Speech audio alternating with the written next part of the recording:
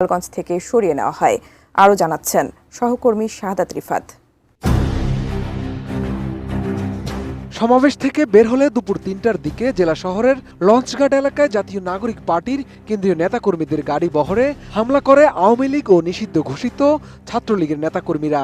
এ সময় যৌথ বাহিনী বাধা দিতে গেলে দুপক্ষের মধ্যে শুরু হয় সংঘর্ষ।